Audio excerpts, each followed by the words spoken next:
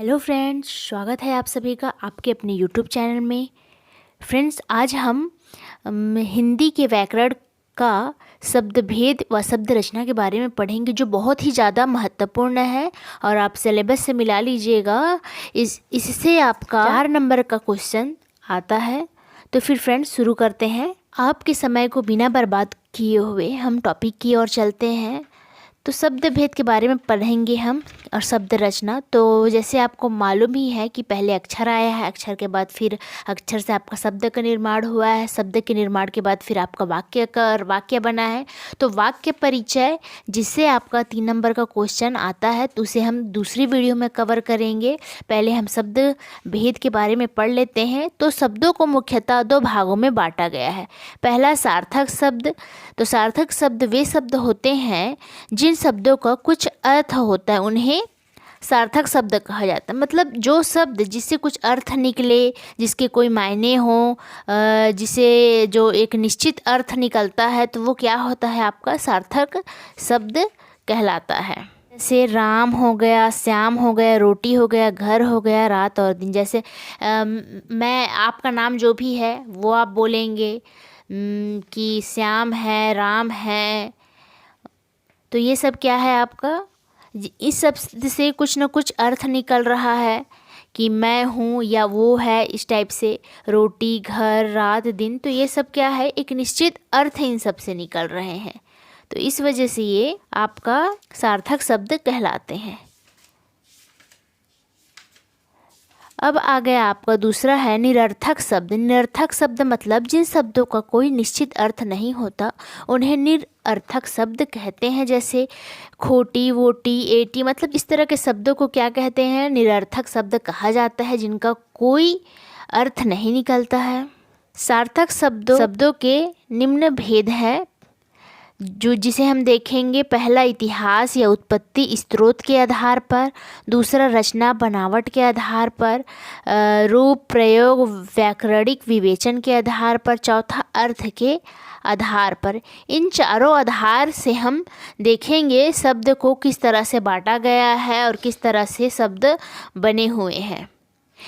तो पहला हम देखेंगे इतिहास उत्पत्ति स्रोत के आधार पर शब्द 4 भागों में बांटा गया है। तो पहला आपका तत्सम है, दूसरा तद्भव, तीसरा देशज, चौथा विदेशज शब्द है।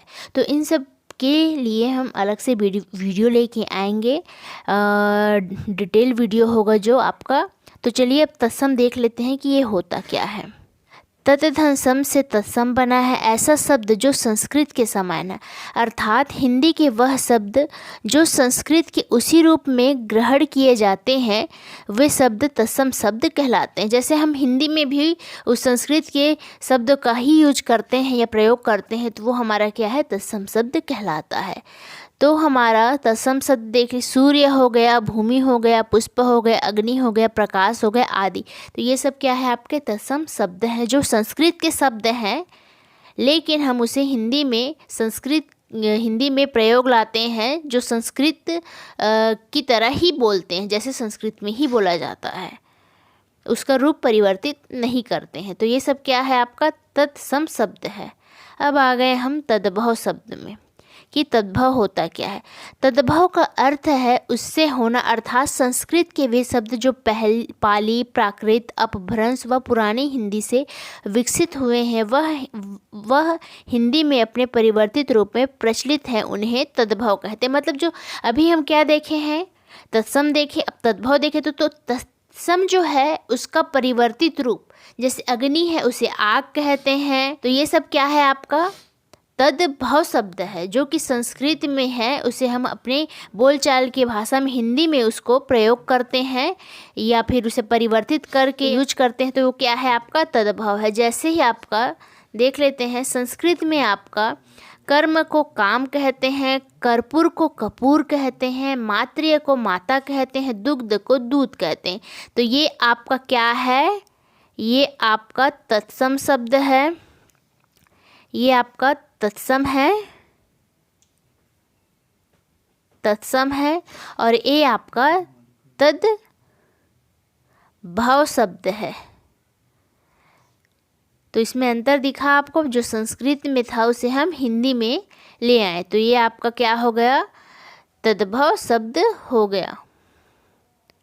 अब देखते हैं तीसरा है देशज शब्द, जिसे देसी शब्द कहते हैं। मतलब देश में जन्मा, अर्थात देश प्लस ज मतलब कि जन्मा, देश में जन्मा शब्द देशज, अर्थात ऐसे शब्द जो क्षेत्रीय प्रभाव से प्रचलित हो गए हैं वो सभी देसी शब्द या देशज शब्द कहलाते हैं। जैसे लोटा, थैला, गड़बड़, झोला, तो ये सब क्या है, हमारे देश में प्रचलित है, देश में ज़्यादा यूज किया जाता है, इसलिए इसे देसी शब्द कहते हैं। अब चौथा है आपका विदेशज या विदेशी शब्द, जिसे आगत शब्द भी कहते हैं। आगत शब्द और विदेशी शब्द और विदेशज शब्द तीनों एक ही है। तो विदेशज मतलब क्या है, विदेशज मतलब विदेश से आया हुआ शब्द। ऐसे शब्द जो विदेश में जन्मे हो व परंतु संपर्क के कारण यहाँ प्रचलित हो गए, ऐसे शब्द विदेशज शब्द कहलाते हैं।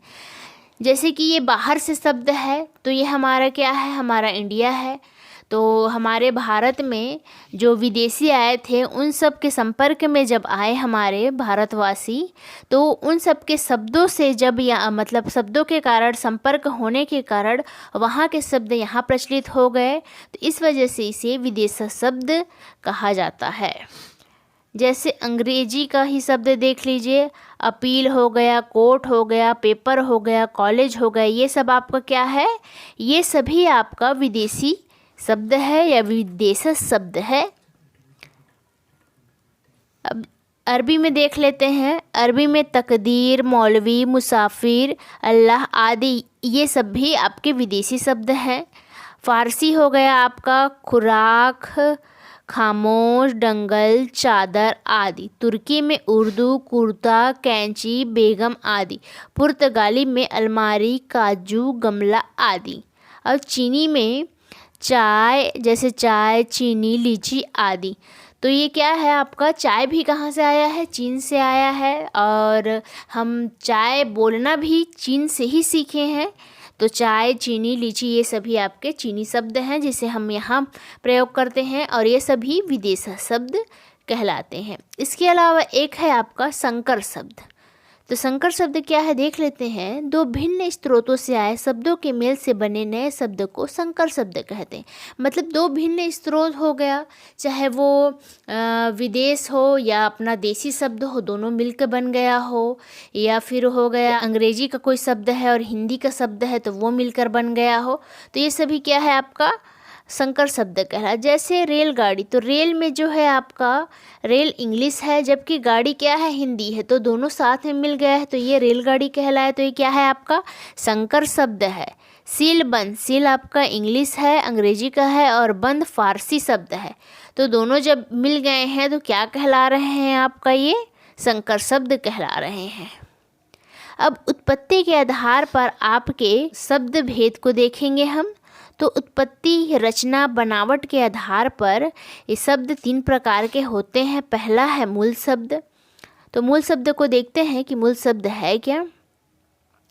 वह शब्द जो किसी दूसरे शब्द या शब्दांश के योग से ना बने हों और अपने आप में पूर्ण हो, अर्थात जिन शब्दों के सार्थक खंड ना हो उन्हें मूल शब्द कहते हैं। इन्हें मौलिक शब्द भी कहा जाता है। मतलब ये है कि वह शब्द जो किसी दूसरे शब्द या शब्दांश के योग से ना बने हो, मतलब ये स्वतंत्र शब्द हैं, इस वजह से इसे मूल शब्द कहा जाता है। उदाहरण में जैसे देख लिए सेना, कुत्ता, फूल, चावल, दिन रात, तो ये शब्द मौलिक शब्द या मूल शब्द कहलाते हैं। यौगिक शब्द वह शब्द जो दो या दो से अधिक शब्दों के मेल से बने होते हैं, अर्थात इनको पृथक करने पर इनके सार्थक खंड होते हैं। मतलब यौगिक शब्द वे शब्द, जैसे पहले मूल शब्द में देखे कि वो सार्थक शब्द खुद अपने आप में ही था, लेकिन यौगिक शब्द में क्या है, जब दो सार्थक शब्द मिल जाते हैं तो मतलब या दो से अधिक शब्द मिल के जो एक शब्द बनाते हैं तो वो क्या होते हैं आपके यौगिक शब्द कहलाते हैं। जैसे सेनापति, तो सेना अपने आप में एक सार्थक शब्द है, पति भी एक अपने आप में सार्थक शब्द है, तो क्या है सेनापति इससे बना है, तो ये क्या है आपका यौगिक शब्द है। अनुशासन, अनुधन शासन, तो ये आपका अनुशासन बना है, ये भी आपका यौगिक शब्द है।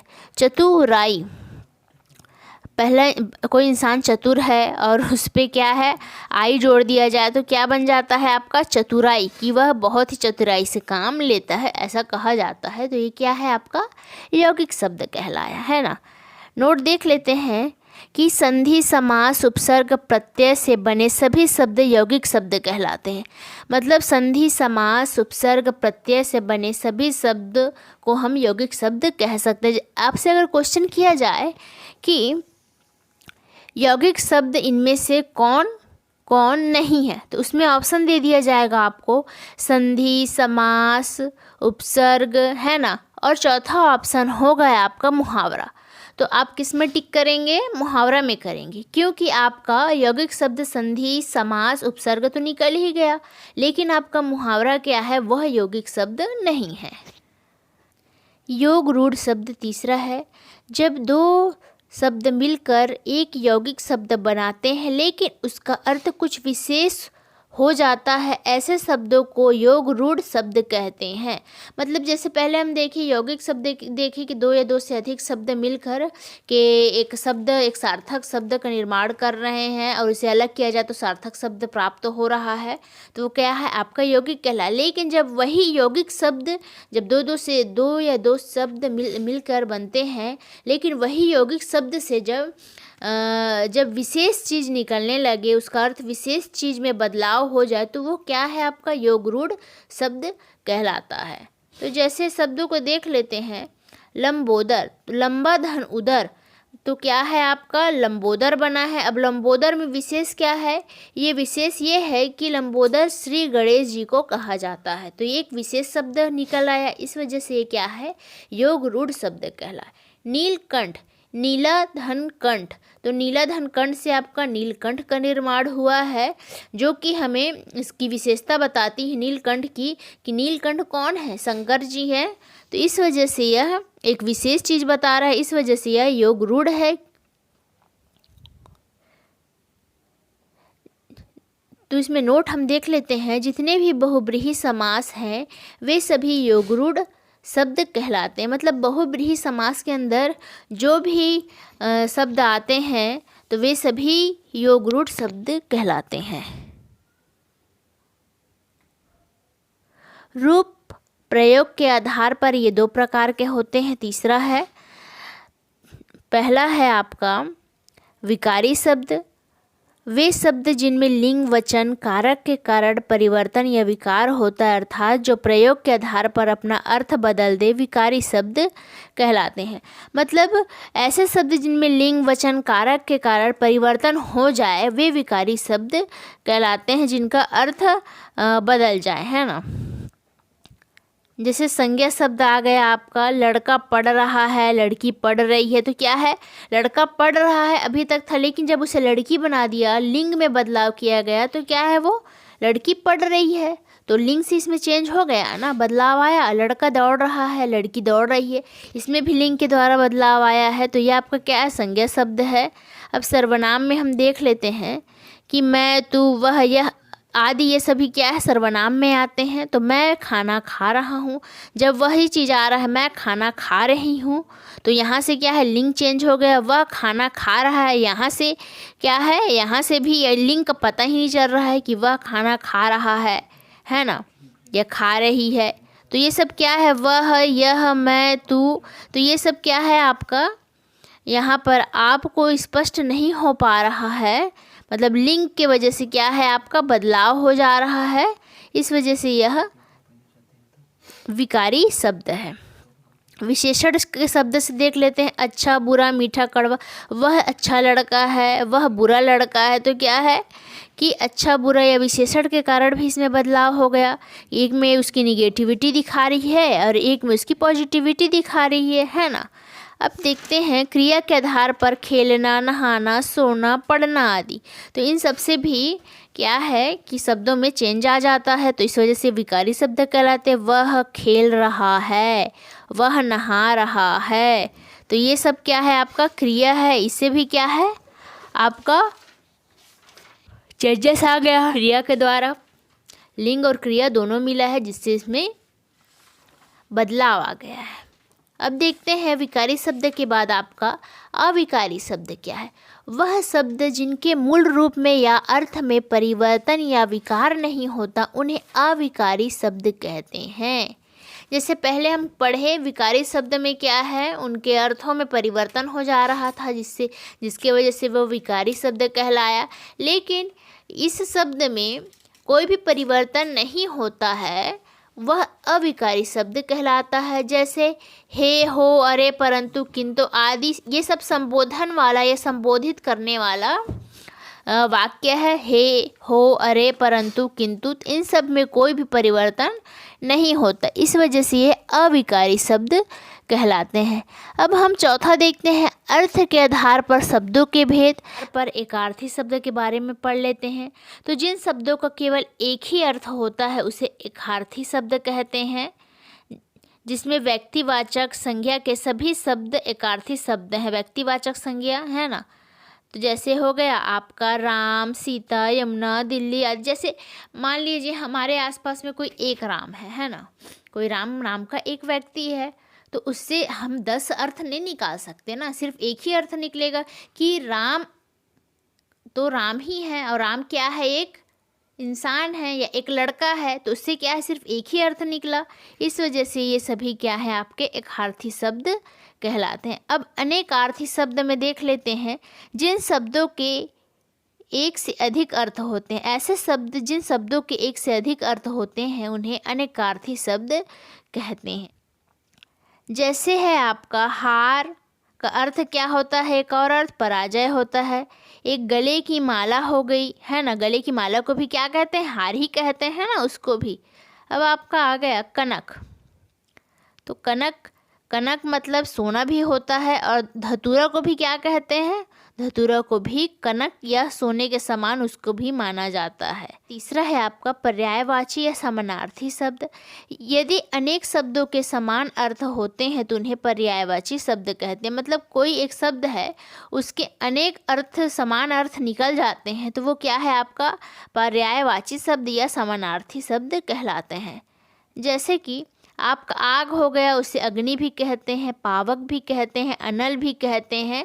तो क्या है, एक शब्द का कितने सारे शब्द निकल रहे हैं और उसका अर्थ बन रहा है, तो ये सब क्या है, आपके पर्यायवाची शब्द या समानार्थी शब्द। वैसे ही आपका आकाश देखते हैं कि आकाश, गगन, अंबर, आसमान, ये सभी आकाश को बोला जाता है, तो ये भी आपका क्या है, पर्यायवाची शब्द है।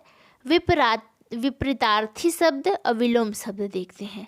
जैसे कि विपरीतार्थी मतलब एक दूसरे के विलोम होना, जैसे कि लड़की लड़का एक दूसरे के विलोम है, दिन रात एक दूसरे के विलोम है, एक दूसरे के विपरीत हैं, ऊपर नीचे एक दूसरे के विपरीत हैं, हार जीत विपरीत है। तो ये सब क्या है, आपके विपरीतार्थी शब्द और विलोम शब्द कहलाते हैं। मैं आशा करती हूँ आप सभी को वीडियो पसंद आया हो। वीडियो पसंद आया तो लाइक, कमेंट, शेयर करना ना भूलें। और फिर नेक्स्ट वीडियो में हम मिलते हैं।